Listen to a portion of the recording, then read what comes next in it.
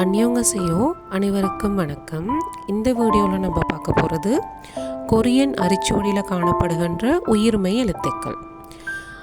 இந்த உயிர்மெய் எழுத்துக்கள் உயிரெழுத்துக்கள் 21 மெய்யெழுத்துக்கள் 19 சேர்ந்து தான் இந்த உயிர்மெய் எழுத்துக்களை உருவாக்கி இருக்கு. இந்த வீடியோக்குள்ளே நம்ம போக முன்னாடி கொரியனில் எழுத்துக்களையும் சொற்களையும் நம்ம எப்படி எழுதுறது அப்படின்றத பார்ப்போம். 4 விதிகளை நம்ம இதில் பார்க்க போகிறோம். முதலாவது விதியை பாருங்கள். CV அப்படின்னு காணப்படுது. அதாவது சீன்னு சொல்கிறது கான்சனன்ட்ஸ் மெய்யெழுத்துக்கள், வீன்னு சொல்கிறது உயிரெழுத்துக்கள். அப்போ எப்பயுமே மெய்யெழுத்துக்களுக்கு பக்கத்தில் தான் உயிரெழுத்துக்கள் எழுதப்படும் அப்படின்றத ஞாபகம் வச்சுக்கோங்க. இது முதலாவது விதி. உதாரணமும் நான் உங்களுக்கு கொடுத்துருக்கேன். இரண்டாவது விதியை பாருங்க. மெய்யெழுத்துக்கள் மேல் எழுதப்பட்டு உயிரெழுத்துக்கள் கீழ் எழுதப்படுது. அதாவது முதலாவது நம்ம பார்த்தது மெய்யெழுத்துக்கு பக்கத்தில் எழுதுறது, இரண்டாவது மெய்யெழுத்துக்கு கீழே எழுதுறது. அப்போ இது இரண்டாவது விதி. அதுக்கும் உதாரணம் நான் கொடுத்துருக்கேன் பாருங்க. மூன்றாவது விதியை பாருங்க. CVC, அதாவது மெய்யெழுத்துக்கு கீழே உயிரெழுத்துக்கள் எழுதப்படும், உயிரெழுத்துக்கு கீழே மறுபடியும் ஒரு மெய்யெழுத்து எழுதப்படும். அப்போ இது மூன்றாவது விதி. நான்காவது விதியை பாருங்க. மெய்யெழுத்துக்கு பக்கத்தில் உயிரெழுத்து எழுதுவோம். எழுதிட்டு இந்த 2 எழுத்துக்களுக்கும் இடையில கீழாக மறுபடி மெய்யெழுத்தை எழுதுவோம். அப்போ பொதுவாகவே பாருங்க, இந்த 4 விதிகளை அடிப்படையாக கொண்டு தான் கொரியன் மொழியில் சொற்களையோ அல்லது எழுத்துக்களையோ நம்ம உருவாக்குறது. முதலாவது பார்க்குற எழுத்து. இந்த எழுத்து ஒரு சொல்லில் மெய்யெழுத்தாக வரும்போது இக்கண்ணானு உச்சரிப்பீங்க. எப்படி? இக்கண்ணானு உச்சரிப்பீங்க. அதே இந்த எழுத்து உயிரெழுத்துக்களோடு சேர்ந்து உருவாக்குற உயிர்மெய் எழுத்துக்கள் எப்படி உச்சரிக்கப்படும்னு தான் நான் இதில் காட்டியிருக்கேன். ஆனால் இதே இந்த உயிர்மெய் எழுத்துக்கள் ஒரு சொல்லில் 2வது அல்லது 3வதாக காணப்படும் போது நம்ம பணிவாக உச்சரிப்போம். எக்ஸாம்பிள்ஸ் 2 பார்ப்போம் பாருங்க. இந்த எழுத்து முதலாவது உருவாகி இருக்கிற உயிர்மெய் எழுத்து ஒரு சொல்லில் முதலாவதாக காணப்படும் போது காணான்னு உச்சரிக்கப்படும். அதே இந்த எழுத்து 2வது அல்லது 3வது இடங்களில் காணப்படும் போது கானான்னு உச்சரிக்கப்படும். எப்படி? கானான்னு உச்சரிக்கப்படும். இரண்டாவது பாருங்க, இக்கியா. இது ஒரு சொல்லில் முதலாவதாக நீங்கள் பார்க்கும்போது இக்கியா அப்படின்னு உச்சரிப்பீங்க. ஆனால் 2வது அல்லது 3வது இடங்களுக்கு போகும்போது இக்யா. எப்படி? இக்யா அப்படின்னு உச்சரிப்பீங்க.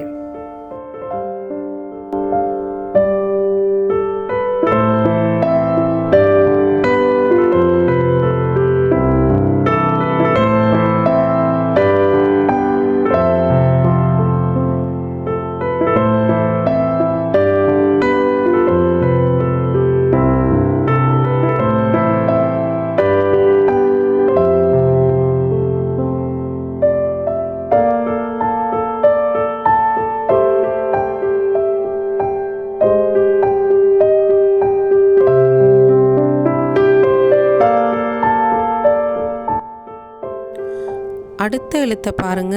இந்த எழுத்து ஒரு சொல்லில் மெய்யெழுத்தாக இருக்கும்போது இன்னொன்னு உச்சரிப்போம். அதே இந்த எழுத்து உயிரெழுத்துக்களோடு சேர்ந்து உருவாகிற உயிர்மெய் எழுத்துக்களை எப்படி உச்சரிக்கிறது அப்படின்னு நான் உங்களுக்கு எழுதி காமிச்சிருக்கேன்.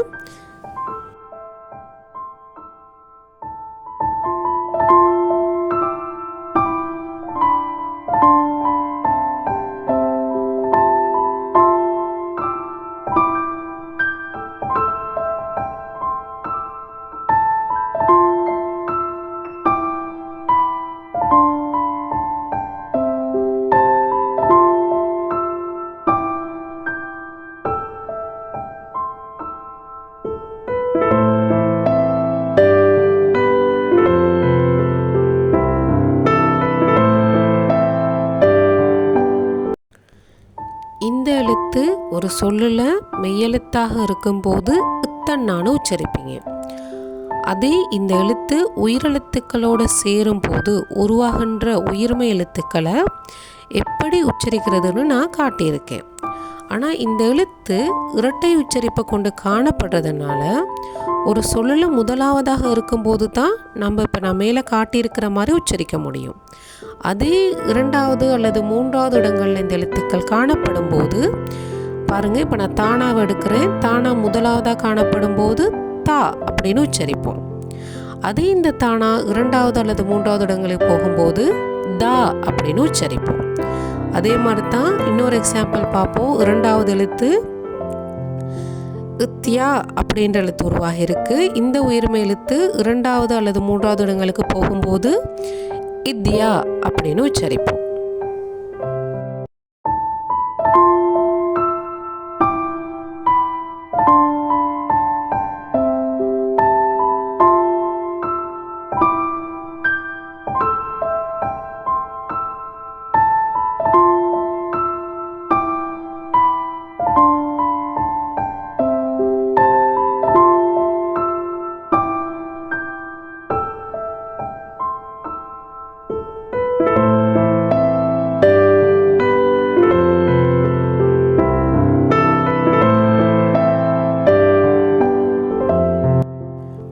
அடுத்த எழுத்தை பாருங்க. இந்த எழுத்து ஒரு சொல்லுல மெய்யெழுத்தாக காணப்படும் போது இல்லன்னான்னு மட்டும்தான் உச்சரிப்போம். அதே இந்த எழுத்து உயிரெழுத்துக்களோட சேர்ந்து உருவாகின்ற மெய்யெழுத்துக்கள் ஒரு சொல்லுல முதலாவதாக காணப்படும் போது லா, அதாவது பாருங்க இல்லன்னாவும் ஆனாவும் சேர்ந்து லாவை தருது. அதே இந்த எழுத்து இரண்டாவது அல்லது மூன்றாவதாக காணப்படும் போது ராவை தருது, அதாவது ராணான்ற எழுத்தை தருது. எப்படி உச்சரிக்கிறதுன்றது நான் உங்களுக்கு காட்டியிருக்கேன். இந்த எழுத்தும் இரட்டை உச்சரிப்பை கொண்டு காணப்படுது.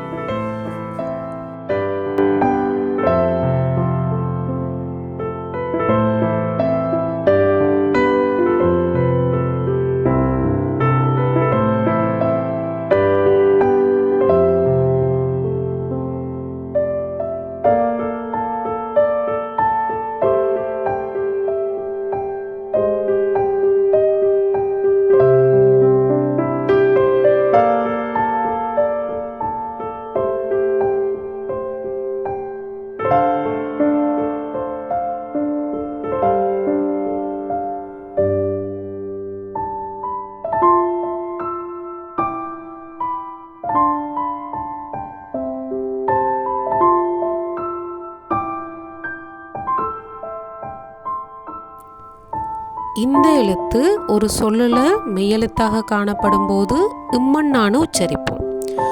அதே இந்த எழுத்து உயிரெழுத்துக்களோடு சேர்ந்து உருவாகின்ற உயிர்மை எழுத்துக்கள் எப்படி உச்சரிக்கப்படும்னு நான் காட்டியிருக்கேன்.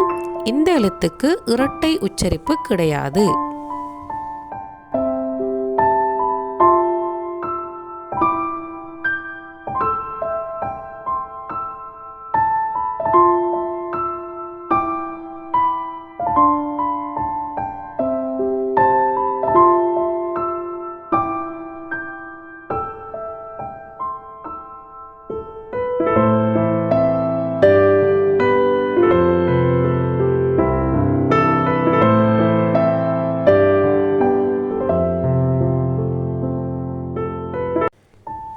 இந்த எழுத்தை பாருங்க, ஒரு சொல்லுல மெய்யெழுத்தாக வரும்போது இப்பண்ணான்னு உச்சரிக்கப்படும். இப்பண்ணான்னு மட்டும்தான் உச்சரிக்கப்படும்.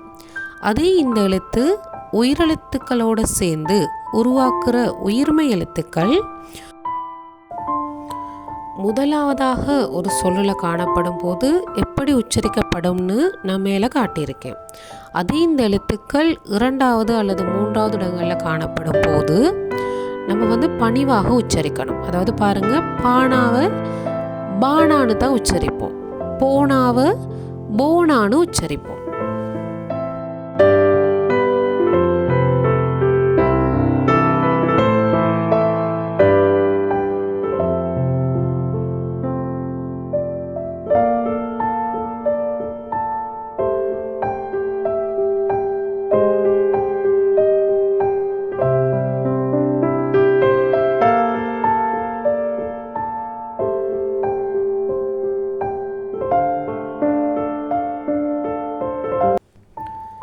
இந்த எழுத்தை பாருங்கள், நான் முன்ன வீடியோஸ்லேயும் இதை பற்றி எக்ஸ்பிளைன் பண்ணியிருந்தேன். அதாவது இந்த எழுத்து ஒரு சொல்லில் மெய்யெழுத்தாக வரும்போது இங்கண்ணான்னு உச்சரிக்கப்படும். ஆனால் இந்த எழுத்து உயிரெழுத்துக்களோடு சேரும்போது, அதாவது இந்த எழுத்துக்குன்னு ஒரு தனியான சத்தம் இல்லை. அப்போ இந்த எழுத்து உயிரெழுத்துக்களோடு சேரும்போது உயிரெழுத்துக்கள் எந்த சத்தத்தில் காணப்படுதோ அதே சத்தத்தில் தான் இந்த எழுத்து உச்சரிக்கப்படும்.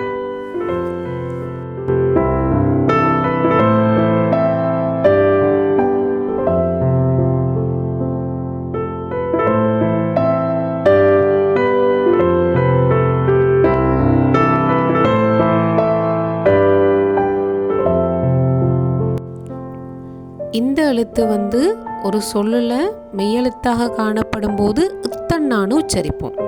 அது எப்படின்றது போன வீடியோஸில் எக்ஸ்பிளைன் பண்ணியிருக்கோம்.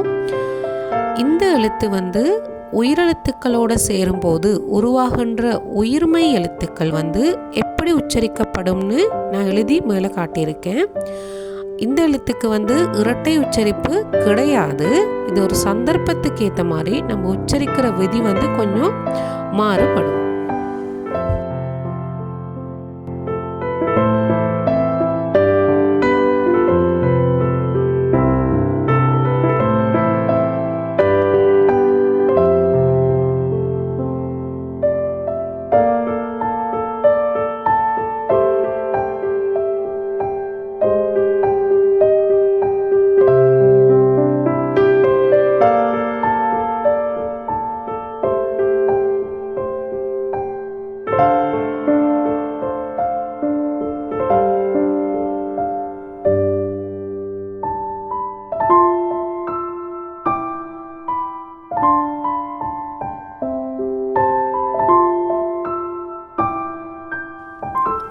இந்த எழுத்தும் ஒரு சொல்லில் மெய்யெழுத்தாக காணப்படும் போது இத்தன்னான்னு தான் உச்சரிப்போம். இந்த எழுத்து உயிரெழுத்துக்களோடு சேர்ந்து உருவாக்குற உயிர்மெய் எழுத்துக்கள் எப்படி உச்சரிக்கப்படும்னு நான் மேலே காட்டியிருக்கேன். ஒரு சொல்லில் முதலாவதாக காணப்படும் போது எப்படி உச்சரிக்கப்படும், அதே போல் இரண்டாவதாக காணப்படும் போது எப்படி உச்சரிக்கப்படும்னு நான் உங்களுக்கு காட்டியிருக்கேன்.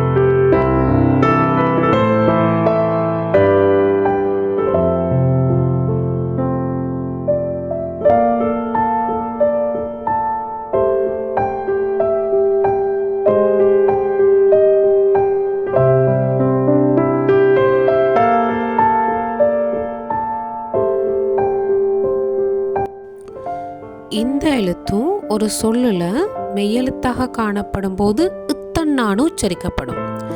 ஆனால் இந்த சொல்லுக்குன்ற சத்தம் ச. இது உயிரெழுத்துக்களோடு சேரும்போது எப்படி உச்சரிக்கப்படும்ன்றது நான் உங்களுக்கு காட்டியிருக்கேன்.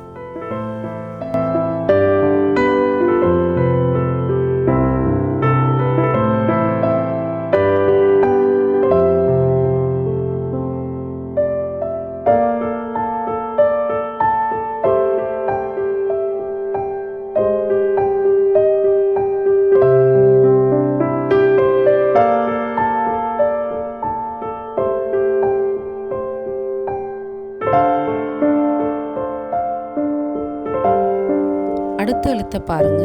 இந்த எழுத்து ஒரு சொல்லுல மெய்யெழுத்தாக காணப்படும் போது இக்கண்ணான்னு தான் உச்சரிப்போம். அதே இந்த எழுத்து உயிரெழுத்துக்களோடு சேர்ந்து உருவாக்குற உயிர்மை எழுத்துக்கள் எப்படி உச்சரிக்கப்படும்னு நான் மேலே காட்டியிருக்கேன். இந்த எழுத்துக்கு இரட்டை உச்சரிப்பு கிடையாது.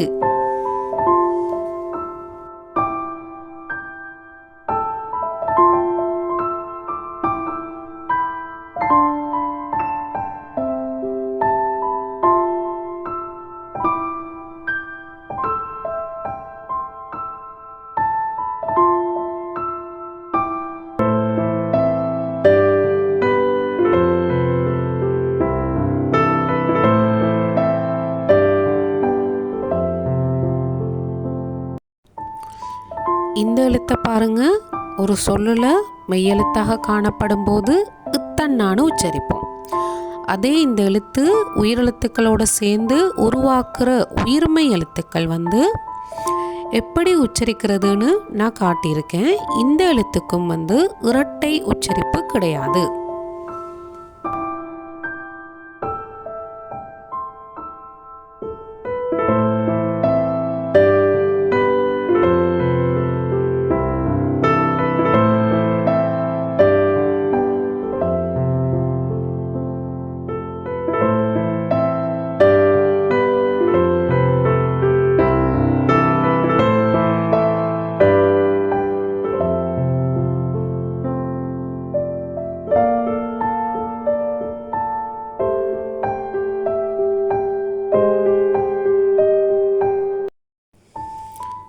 அடுத்த எழுத்தை பாருங்க.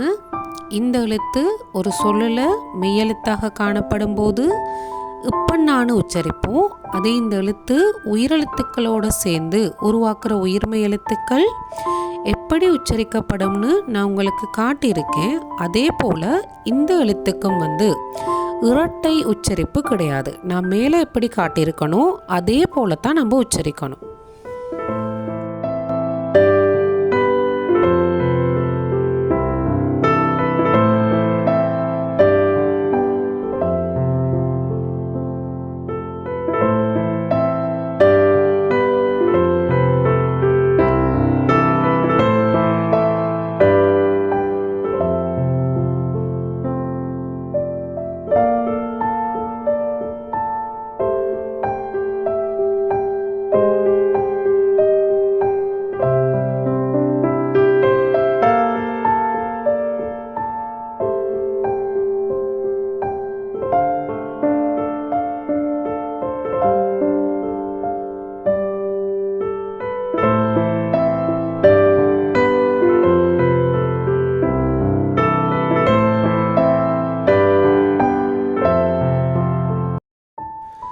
இறுதியாக நம்ம பார்க்குற இந்த எழுத்து வந்து ஒரு சொல்லில் மெய்யெழுத்தாக காணப்படும் போது இத்தன்னான்னு உச்சரிப்போம்.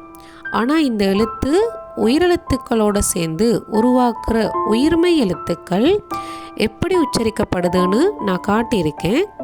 இந்த எழுத்துக்கான சத்தம் வந்து ஹா. அப்போ நான் மேலே காட்டியிருக்க மாதிரி தான் இந்த எழுத்துக்களை வந்து உச்சரிக்கணும்.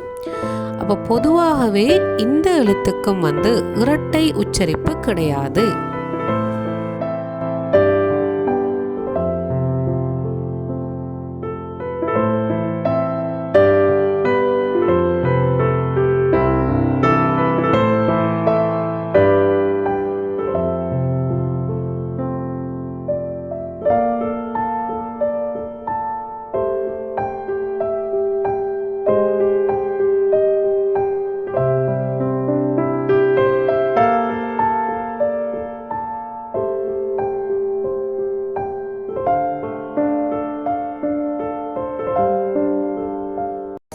இதில் சில சொற்கள் நான் காட்டியிருக்கேன். எழுதுகிற முறையை நீங்கள் பார்த்துக்கோங்க. பாருங்கள், முதலாவது வந்து காசு. அப்போ கான்னு தான் உச்சரிக்கப்படுது. காசு அதாவது பாடகருக்கு நம்ம கொரியன் மொழியில் சொல்கிறது. இரண்டாவது பாருங்கள், கிச்சா ட்ரெயினுக்கு. மூன்றாவது பாருங்கள், நாபி.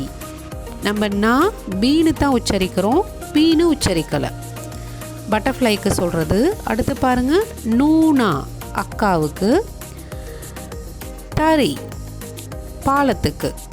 பாருங்கள், இரண்டாவது வர்ற அந்த எழுத்து வந்து ரீனான்னு உச்சரிக்கப்படுது, லீனான்னு உச்சரிக்கப்படலை.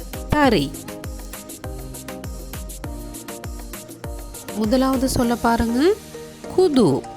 அப்போ கூனா ஓகே, பட் தூணா வந்து நம்ம தூணான்னு உச்சரிக்கலை, தூ ரெட்டை உச்சரிப்பை கொண்டு இருக்கனால இரண்டாவதாக அந்த எழுத்து வருது. ஸோ தூ குது. குதுன்னு சொல்கிறது ஹீல்ஸுக்கு. அடுத்து வர்ற சொற்களை வந்து நீங்கள் வந்து உச்சரிக்க ட்ரை பண்ணுங்கள்.